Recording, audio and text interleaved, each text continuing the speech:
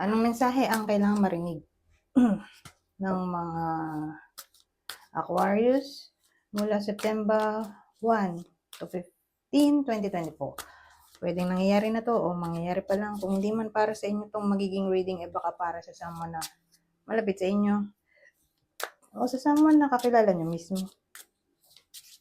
Baka may lumabas na gender mamaya, gawin nyo na lang energy, masculine at feminine energy. Pwede rin naman na wag nyo nang pansinin yung gender. Hindi ko alam kung anong lalabas. Kung positive ba o negative. Reading, depende sa kung anong ma-pick up kong energy mamaya. Anyways, kung hindi mag-resonate sa inyo to, edi i-adjust nyo na lang ang video at hanapin nyo to. Kung hindi pa rin, edi dito na. Ito ang last deck natin. Nga pala, inuubo ako. Pagpasensyahan nyo na tinarangkaso kasi ako. Anyways, magsimula na tayo.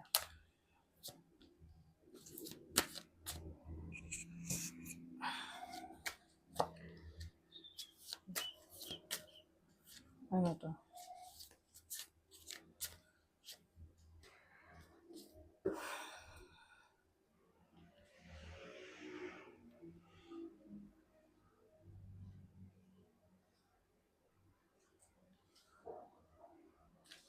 So, anong klaseng reading to?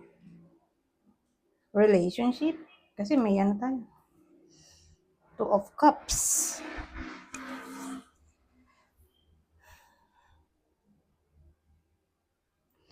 Kaya lang tingin ko yung relationship dito mukhang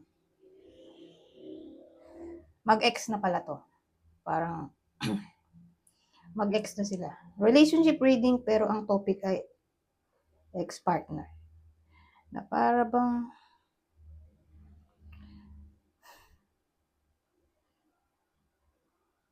on and off yung connection nila. Kaya yung iba sa inyo parang nag-worry. Kasi nga, di nila alam kung saan sila lulugar. Kung sila ba ulit o hindi. Parang napunta sila sa situationship. Ganon. Situationship, ibig sabihin, walang label o walang commitment.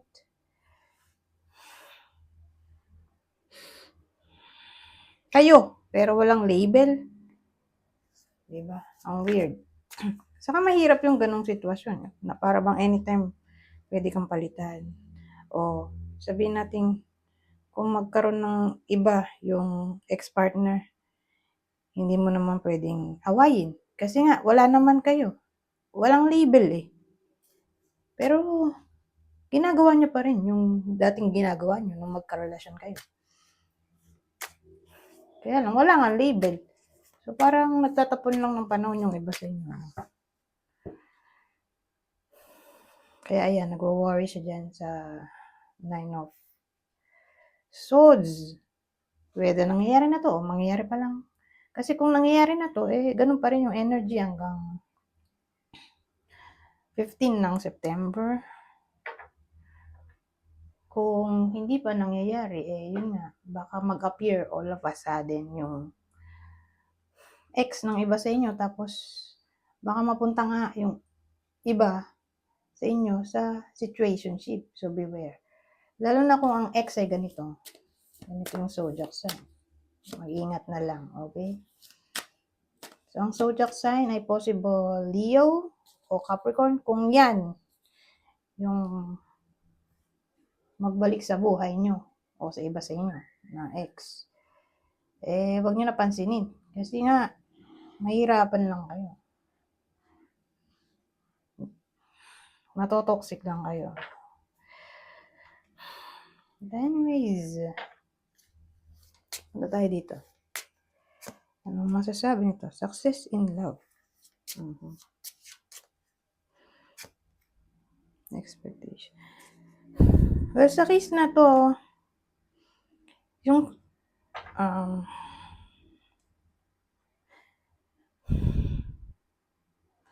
Sabihin natin ex pa rin 'to. Pero specific yung kwento natin dito sa tarot, 'di ba? Dahil naglagay tayo ng clue. Siyempre, hindi naman lahat ay tumama sa reading na 'to, 'di ba? So, dito naman sa part na 'to, para sa iba na ex ulit ang topic.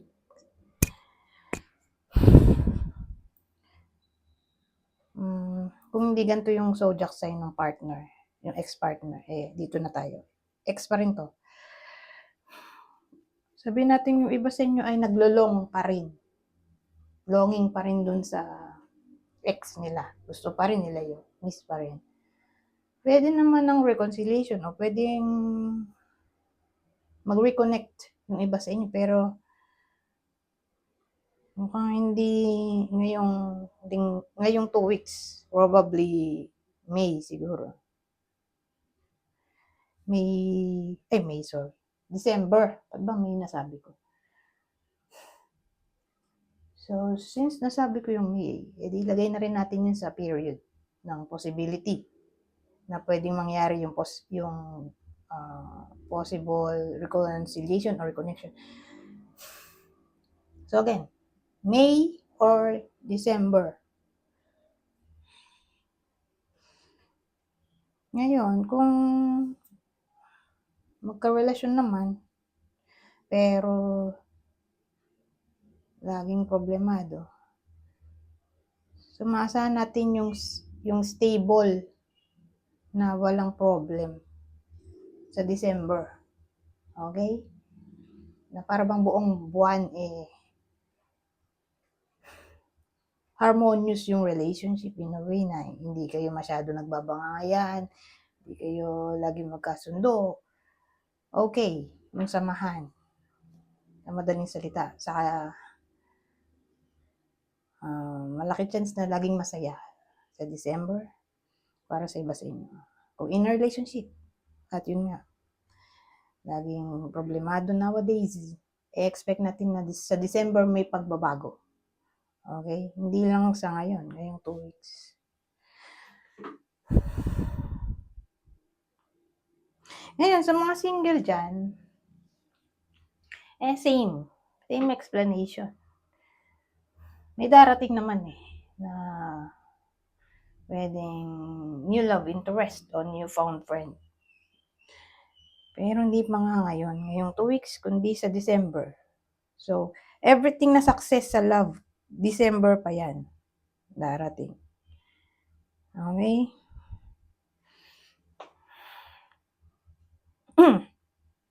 Ngayon, maba pang oras. Dagdagan pa natin. Dapat hindi ko na dinagdagan. Sad news, Anyways, sa case na to, sad news, Hindi ko na elaborate yan. Kasi madali na maintindihin. Ngayon nga, baka may dumating na sad news. At ang possible topic ay tungkol sa family. Kasi house to Family. Trusted people, relative, angkan, clan, o mismong relasyon. Kasi, syempre, doon kayo nakatira sa bahay. Kung kasal, di ba? O nagli-live-in. O kung di yan literally family-related issues, baka career yan.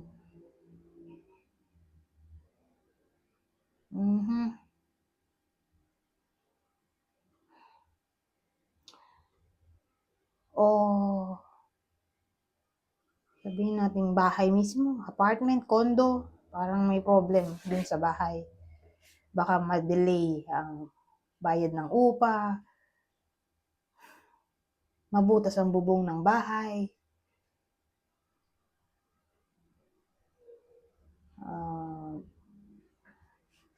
lahat na ng negativity na pwede nyo maisip. Ayoko na kasi mag-explain. Dahil masyadong negative. Dun iikot sa bahay. Topic ng bahay.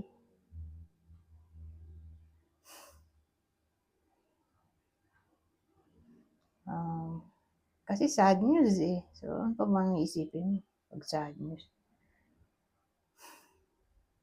Baka may magkasakit.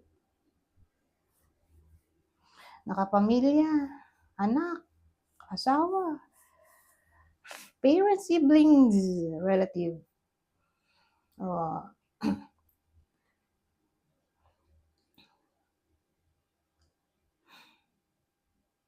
baka mamroblema sa work. O sa topic ng safety, pwede rin. Safety ng bahay. Di ba? Pag may masamang loob, paikot-ikot sa labas ng bahay, kaloka.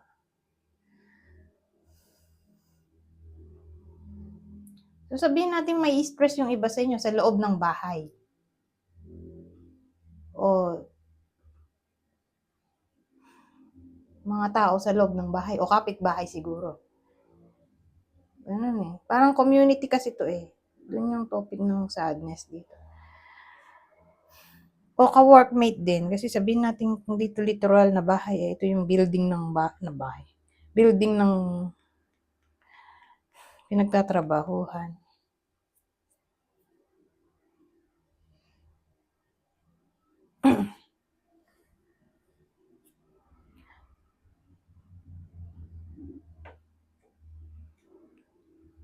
Anyways, punta na tayo dito. Ito na yung huli. Ano pa masasabi nito?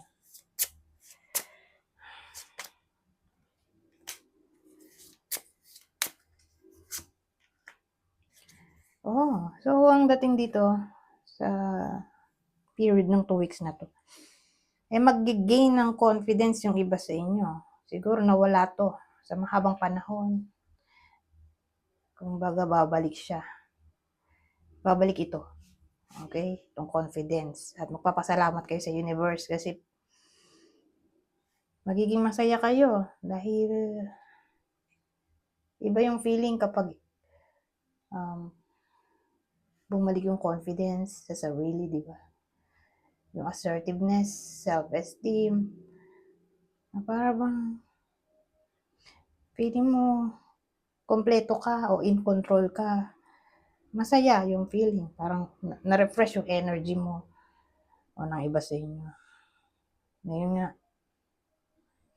magpapasalamat sa universe na binigyan sila ng lakas para harapin ang mga problema. Kasi confident eh, di ba? Anyways, hanggang dito na lang. Goodbye. For now.